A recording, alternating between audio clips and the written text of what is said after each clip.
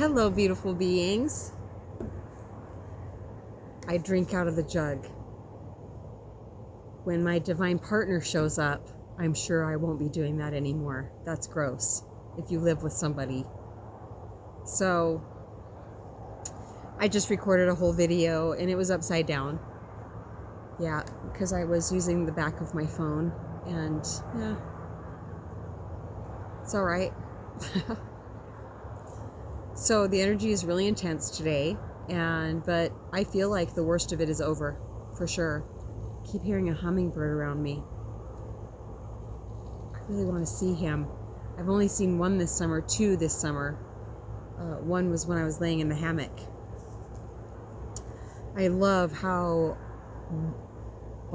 open my eyes feel since I threw my vape in the lake. And I realized during my video that I just recorded that on the 8th, when I threw my vape in the lake,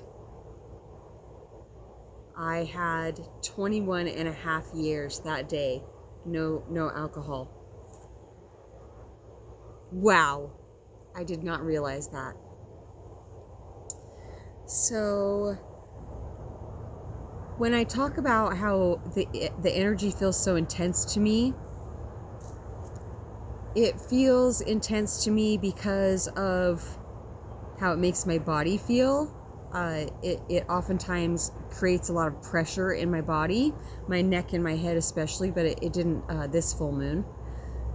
It just, more than anything, it just brought up certain mind activities, certain thought activity. And it's so beautiful because earlier today, I've diligently sought for and asked for a different visual than just even turning my attention to presence and knowing that that is my natural state of being. I want something that I can use on a daily basis as far as being even more detached from certain situations. And so they showed me how at times, when I think about it, I can see how our bodies are in presence, how everything is in presence, the earth, everything is in and is presence.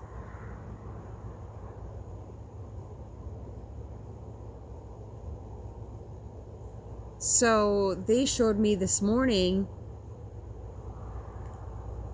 as myself, like my higher self, but myself, who I feel like I am, even as this persona. They showed me myself not in another physical form, but like behind this physical form, attached to this physical form as the higher self. And it's just so beautiful because even like this morning when this really gross man cried my name out across the parking lot, I was just like, oh, when I saw who it was. At first I was excited because the man's calling my name out so desperately. He just has to talk to me. Oh, when am I going to be excited about, I'm really excited about my divine partner coming in and actually being excited about having somebody contact me. Yeah, anyway, so when I saw who it was this morning, I immediately tend to get a thicker layer of protection without creating resistance against him and, just what's happening. It wasn't surprising that he was coming out of the woodwork during a full moon with that type of energy coming at me. But it was so cool because even though that happened this morning, there was a bird with bright yellow wings that just swooped down and flew up into that tree. I was able to, it was so fresh in my mind, it had just happened on that walk of myself watching even more as the observer, that whole situation.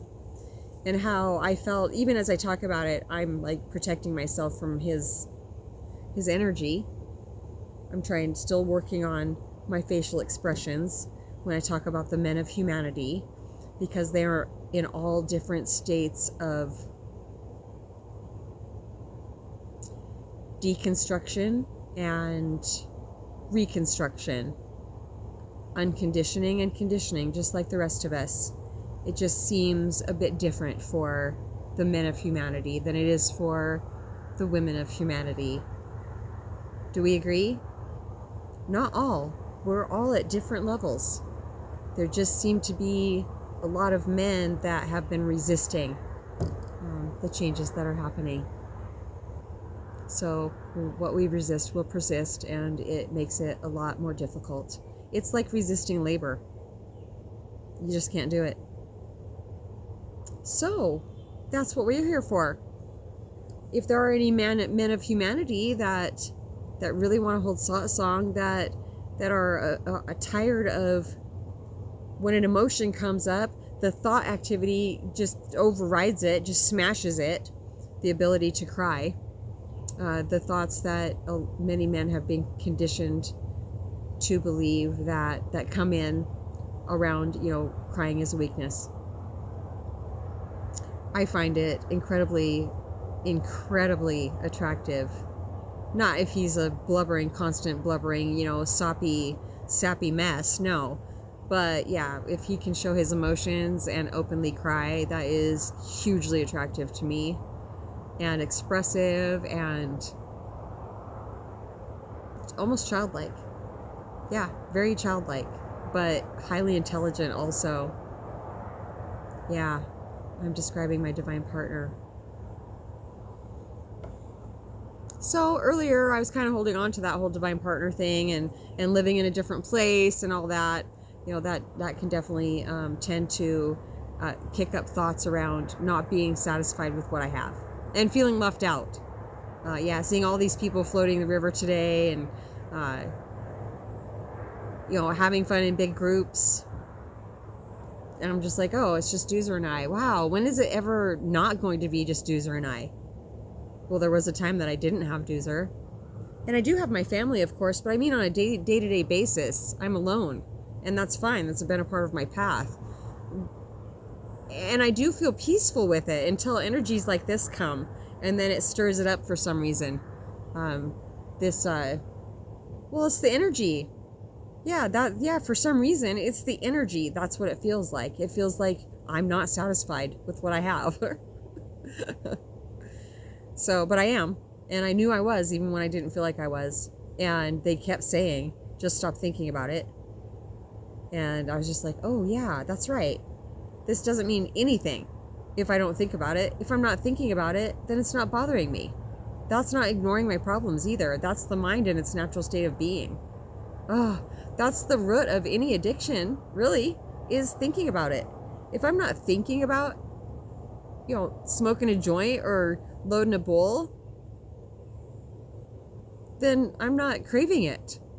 Yeah, that's why it's so imperative for me to not entertain any thoughts about it that come in. And since I threw my vape in the lake, only twice have 2 thoughts have popped up, maybe 3 thoughts have come up. And I can't even tell you what they were. It was just, I saw the vape and I just turned my attention away. I'm not going to entertain it at all. No, because I'm graduating. Yeah. And these life lessons take a long time. If somebody's telling you that you're taking too long or you should be through this lesson, they're obviously not doing their work, because it takes a long time to uncondition and recondition. Yeah, a lot of effort. And it's just so worth it. Oh, it's so worth it. I've never felt this clear in my entire life. Yeah. Today, I just had the most magical interaction with a woman in the grocery store parking lot. Just magical. It was magical for both of us. We were just like, wow, how did this happen? I knew how it happened. She knew how it happened too. Oh, it was incredible. It was a song right in the middle of the parking lot. Yeah, we were standing so cars weren't, having to go around us or anything, but it was just incredible. Yeah, I was so grateful when I walked away from her. And I got back, I went in the grocery store after that, and I just kept saying, thank you, thank you, thank you, thank you. Like, even amidst this energy, they are reassuring me that that even if there is more than normal thought activity going on, it's not enough to, I'm not giving enough attention to it to help manifest any of it. It's not affecting my point of attraction at this point, they're saying. That doesn't mean that I would stop being diligent about not thinking, you know, thoughts that don't feel good to me, even thoughts that feel really good to me. I don't spend a lot of time thinking about those either. Because if there's a really high, there's a low. I don't get bored with peace anymore. I love that. Love that Samanari JSR video. I don't even know how many times I listened to it. There is one part in it that is just absolutely ridiculous. It says, I praise it and then, well, you got to take things with a grain of salt, really.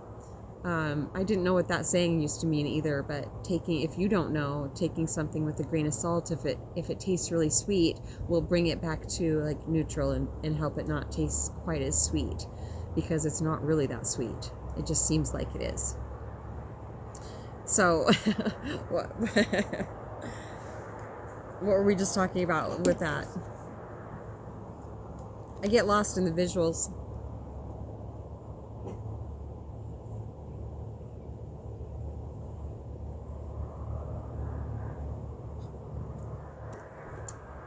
So I don't get bored with peace anymore. Yeah, and that part in there, it says, even if you're like abused or mistreated or like bad stuff, remain cheerful and optimistic. Something like that. And I'm just like, no, we don't remain cheerful and optimistic if somebody is abusing us. No, we're outgrowing that shit. At a rapid rate, they're saying. Yes, I agree. Thank you for that. Is there anything else, Ancients? Have we even really said anything? Oh, I'm just feeling better every day. Day 4. No vape. And wow.